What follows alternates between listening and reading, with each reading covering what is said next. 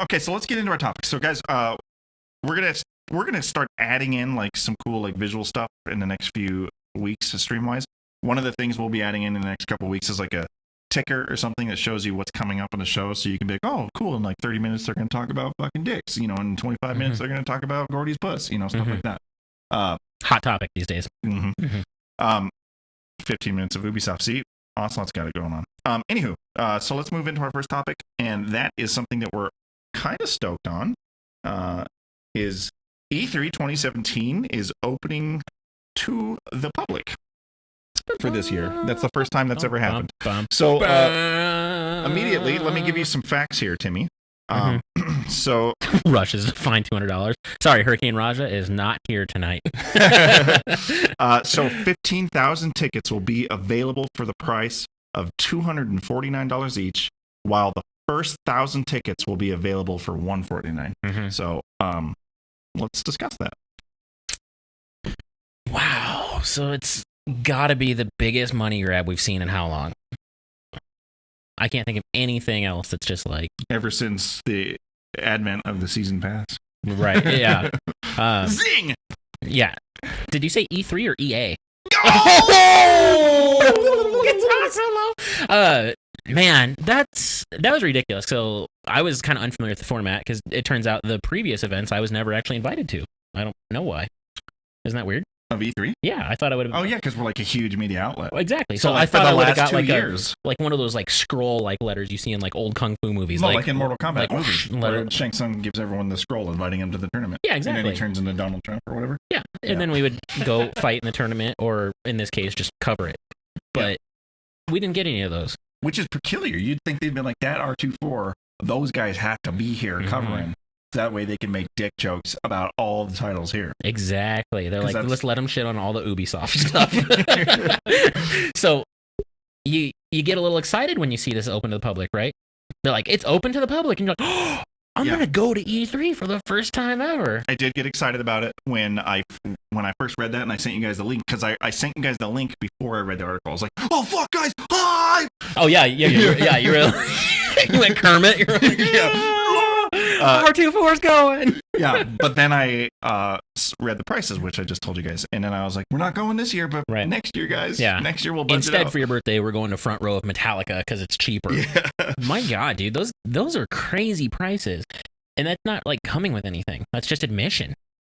That's true, and I want like a Super 8 room down the street. This is booked perfect. With that. So this is perfect. So owners of the passes. This is let me, of course, share my source. This is an article from IGN. Owners of the passes will get access to the E3 show floor and other events, including, quote, gamer events and discussions with leading video game figures at LA Live, unquote. AKA a panel. Yeah. Which we could probably just say that. But that's my next point is, for $250, that doesn't get you into any of the main panels. No. Xbox, Sony, EA, I assume, Ubisoft, you know, the big wigs that do their panels. So that's really what E3 is all about. Like, you get hyped. We all get hyped. We get snacks. We watch all the panels, and then like it dies down, and you just surf the web and watch videos from the games that were announced. It'd be more beneficial for us to just stream somebody else who's there. Like, just take the live stream. I'm not saying I wouldn't want to be there. Right, I would too, but that's stupid. Yeah, there's no way I could justify it. Would be, math. $750. Yeah, exactly. Sasquatch. Like, you can just sit on your couch and watch it. And for us, we wouldn't sit at our couch. We'd sit right here in this chair.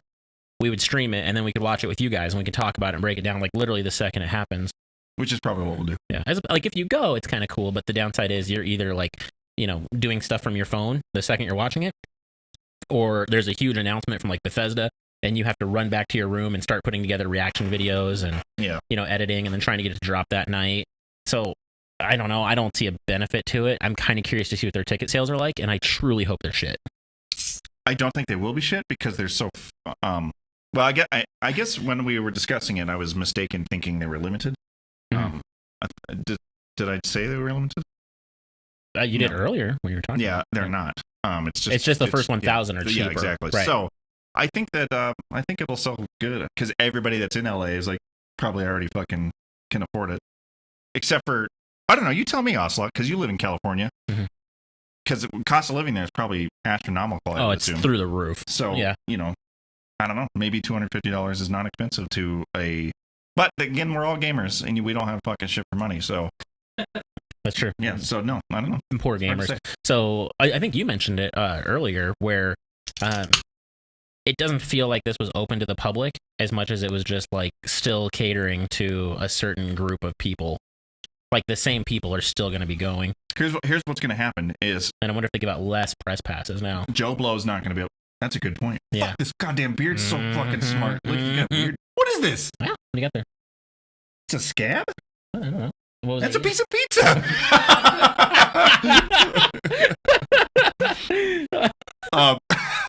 No, that's a great point. I bet they give out less press passes, and then the smaller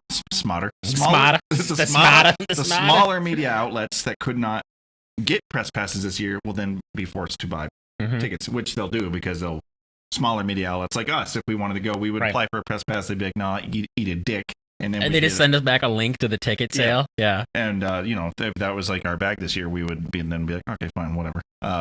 So that is interesting. Yeah. So it's going to be super hot. It's going to be super smelly. It's going to be a slow. It's like Evo. Yeah, it's going to be a slow walk through like a monster conference hall. You're going to spend like $11 on a hot dog. But the both girls. Well, now I'm sold. That's why it's hot now. Yeah. And if you're in California going to EA game, prices are absurd. I would agree. Yeah, it's kind of silly. Buy this season pass with the titties. Yeah. Is that what they do? Well, they're just like hot girl, hot gamer girl. And nerds are just like, take money. Take all the money you can. God damn it. Give me it. I'm going to throw it. No. I'm gonna throw Leave my guy alone. I'll kill everything. That's trash. Yeah. The model's going to work. I just hope it doesn't get strong ticket sales. Like, I'd only say like 1,200 ticket sales total. That would make me happy. Yeah. Because the next year they're like, okay, this didn't quite work the way we were hoping. Let's make this a reasonable ticket price. Well, because maybe this is just like snap reaction out of the gate. I think this is actually a good show of what's happening in the gamer industry and with the entertainment industry just as a whole. Because I think we even had the discussion last year internally that we're like, this type of media outlet is dying because numbers get smaller and smaller every year for people going, because more and more companies are having their own press conferences via Twitch and stuff like that. Right.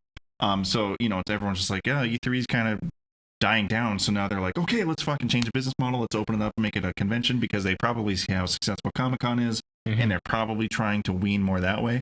And I am betting that we will see conferences go more the way of like Nintendo, because Nintendo said fuck you to E3 years ago and did their own thing.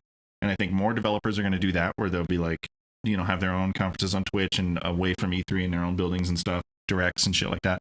And then E3 on the show floor will make it more of a gamer experience, like a Comic-Con, where it's just a celebration of games rather than, oh, check out all these things coming out next year. Write an article. Hey, hello, what up, suit? Yeah, and it's weird because one, they are competing. I was gonna say, like, Ocelot's saying it now, like PAX and stuff, like everything is so much cheaper to go to. Yeah. DreamHack is also like on the rise, and they're starting to expand. We have one here, right? Yeah, they're expanding now as well. So you're seeing more conferences that are more fan friendly that are showing up. One of my other questions is, I don't know if you know this, but we developed a game a ways back, and we are on iOS and Android. Right, the Ronin Dojo. It's a game that we made. So let's say we wanted to go to E3 and get a booth.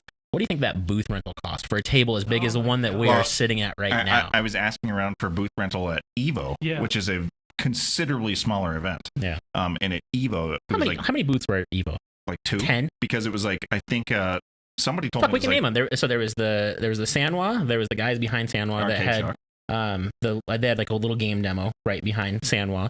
There was Arcade Shock. There was Paradise Arcade right across from them. Jansen Customs or whatever was right next to Arcade Shock. And then there was a T-shirt place to the left of that. Gaming Generations. And then where we bought all our toys. Yep, Gaming Generations was there. The custom controller place was in the back corner. Yeah. And then there was Artist Alley. I think there was there was like a t-shirt thing because I bought Live like that t-shirt that I can't remember who it was. But so yeah, maybe there was, including artists, maybe 20 total. Yeah. Now, when Gordy and I went to E3 or Evo 2014, there was like double that in vendors. Was there not? There was quite a few. And somebody, one of the vendors last year, told me that it cost them like $9,000 to rent out the space. And I was like, that's fucking silly. So if we're like for 3 days. Yeah. Well, 2 days. Plus $400 a day for Wi-Fi. 2 days. Oh yeah, plus $400 a day for Wi-Fi. Yeah. So when the eventual version 2 of Ronin Dojo comes out, which we're developing now, which will be much cooler, we're probably not going to have a booth at E3. Is my point. Yeah, exactly. yeah. And that, I think, for like a lot of people, like, why would you want to go out there to get that exposure when there's so many other ways to get exposure?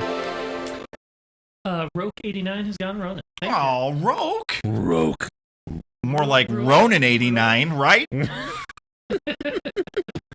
Am I wrong? Booth at Combo Breaker. See, that would be deal. Like, you could pull that off, no problem. I was at Combo Breaker, and they had there was a little gaming corner set up for a couple of small developers, and then there was like 4 or 5 total. So you could get a booth there pretty easy.